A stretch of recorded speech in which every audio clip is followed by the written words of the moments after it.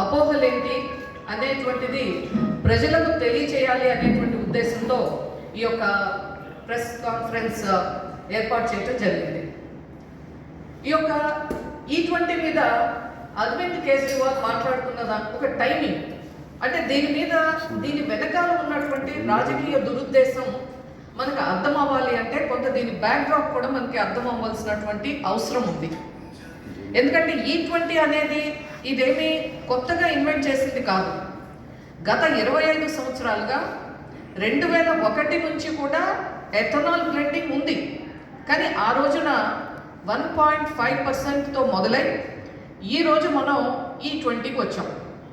Especially last 6 years తీసుకుంటే 2021 నుంచి ప్రతి ఇయర్ కూడా అంటే 2020లో మనకి 10% ఎథనాల్ బ్లెండింగ్ ఉంటే ప్రతి సంవత్సరం దాన్ని 2% పెంచుతూ 2024కి 19% ఎథనాల్ బ్లెండింగ్ వచ్చింది.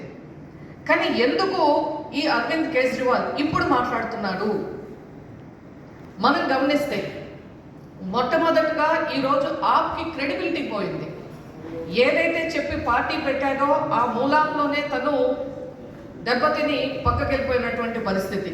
మద్యం కేసుల్లో జైలు పాలవటం, ఆ వచ్చిన తర్వాత తను ఎమ్మెల్యేగా ఓడిపోవటం, ఆ తర్వాత ఆ పార్టీకి చెందినటువంటి పార్లమెంటు సభ్యులు బయటికి రావటం, ఆ పార్టీలో ఉన్నటువంటి కార్యకర్తలు నాయకులకే ఆ పార్టీ యొక్క భవిష్యత్తు మీద నమ్మకం లేకపోవటం, ఇక ఢిల్లీలో అధికారంలోకి రాదు అనేటువంటి భావనలోకి వెళ్ళటం, ఢిల్లీనే కాదు పక్కన ఉన్నటువంటి పంజాబ్లో తను ఇప్పుడు సూపర్ సీఎం. ఎప్పుడైతే ఇక్కడ ఖాళీ అయ్యాడో పంజాబ్లో పనిచేస్తాం మొదలు పెట్టాడు సూపర్ సీఎంగా. అక్కడ చూస్తే పంజాబ్లో పరిస్థితి ఇవాళ అక్కడ బాగా drug trafficking, heroin addiction, economy in doldrums, development లేకపోవటం, పబ్లిక్ ఎగ్జామినేషన్ పేపర్స్ లీక్ అవి అక్కడ ఉద్యమాలు జరగటం, అన్నిటికన్నా ముఖ్యంగా అక్కడ ఉన్నటువంటి రైతులు ఇవాళ కేజ్రీవాల్ మీద తిరుగుబాటు. ఎందుకంటే ఇవాళ ఈ ఎథనాల్ దాదాపు దేశంలో ప్రొడక్షన్ అయ్యేటువంటి 2000 కోట్ల లీటర్లలో పర్ ఇయర్ ఏదైతే మనం ప్రొడక్షన్ ఉందో అందులో 68 crore litres of production Punjab నుంచి వస్తూ ఉంది. అంటే అక్కడ రైతులకి ఇది ఉపయోగపడుతుంది, రైతులకి వాల్యూ ఎడిషన్ ఉంది, ఆదాయం పెరిగింది. కాబట్టి ఇవాళ రైతులంతా అక్కడ దీని మీద ఉద్యమం చేస్తున్నటువంటి పరిస్థితి. ఇటువంటి పరిస్థితుల్లో ఇది ఇంకా అవుట్డేటెడ్ మెడిసిన్ లాగా అవబోతున్నటువంటి సందర్భంలో పంజాబ్లో కూడా రేపు 2027 ఫిబ్రవరిలో జరిగేటువంటి ఎన్నికల్లో తను ఏ విధంగానూ గెలవరు. కాబట్టి తన యొక్క ఐడెంటిటీ కోల్పోకుండా ఉండటం కోసం చేస్తున్నటువంటి ఒక ఫోర్సిబుల్ కాంట్రవర్సీ ఈ యొక్క E20.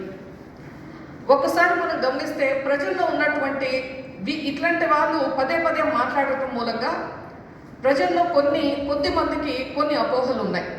అవి వాస్తవం ఏంటి, అపోహ ఏంటి అనేటువంటిది మీకు తెలియజేస్తాను. మొట్టమొదటిది మైలేజ్ డ్రాప్ ఉంది అని. మైలేజ్ డ్రాప్ విషయంలో చెప్పటం జరిగింది, చాలా మార్జినల్ మైలేజ్ డ్రాప్ ఉంటుంది అని, 1 నుంచి 5% వరకు. అది కూడా ఆ యొక్క వెహికల్ యొక్క ఏజ్ని బట్టి, మోడల్ని బట్టి, డ్రైవింగ్ చేసే విధానం బట్టి, ఎక్కడ ఏ ప్రాంతాల్లో ఆ వెహికల్స్ వెళ్తున్నాయి అనేటువంటి దాన్ని బట్టి. ఉదాహరణకి మామూలుగా కూడా రెగ్యులర్ వెహికల్ కూడా మనం సిటీలో ఎక్కువగా ట్రాఫిక్ ఉన్నప్పుడు ఫ్రీక్వెంట్గా మనం బ్రేక్స్ యాక్సిలరేట్ చేసినప్పుడు మైలేజ్ డ్రాప్ ఉంటుంది. ఆ విధంగా ఒక మార్జినల్ డ్రాప్ ఉంటుంది అని చెప్పడం జరిగింది. కానీ compare to the benefits of E20 యొక్క దాని యొక్క ఉపయోగాలు, దాని మూలంగా వచ్చేటువంటి లాభాలతో చూసినప్పుడు ఇది మార్జినల్. రెండవది, దీనికి వారంటీ ఇన్సూరెన్స్ అప్లై అవ్వదు అని చెప్పి అవాస్తవాలు చెప్తా ఉన్నారు. ఇన్సూరెన్స్ కంపెనీసు అలాగే మ్యానుఫ్యాక్చరింగ్ కంపెనీసు చెప్పడం జరిగింది, మామూలుగా ఏ విధంగా అయితే వెహికల్స్ ఉంటుందో సేమ్ థింగ్ దీనికి కూడా అప్లై అవుతుంది అని చెప్పారు.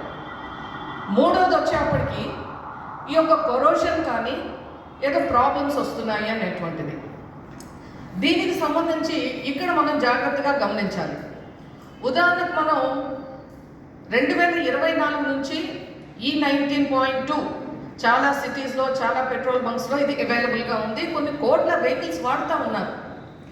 ఎస్పెషలీ మన వెహికల్ స్ట్రెంగ్త్లో 2 వీలర్స్ మ్యాక్సిమం ఉంటుంది. 85 to 88% 2 వీలర్స్ ఉంటాయి. కేవలం 15 to 17% మనకి 4 వీలర్స్ ఉంటాయి. ఈ 2 సంవత్సరాలుగా వాడుతున్నటువంటి వెహికల్స్లో కూడా చూస్తే కంప్లైంట్స్ 2 వీలర్స్ నుంచి 4 to 5% ఉంటే 4 వీలర్స్ నుంచి కొంచెం ఎక్కువగా ఉన్నాయి. అదే పెట్రోల్ వాడుతున్నప్పుడు నిజంగా ప్రాబ్లమ్స్ కొరోజన్ మీరు చెప్పేటువంటిది ఉంటే అన్ని వెహికల్స్కి రావాలి కదా, అది లేదు. రెండవది మన ఇయర్ 2023 నుంచి E20 కంప్లైంట్స్ వెహికల్సే మ్యానుఫ్యాక్చర్ అవుతున్నాయి.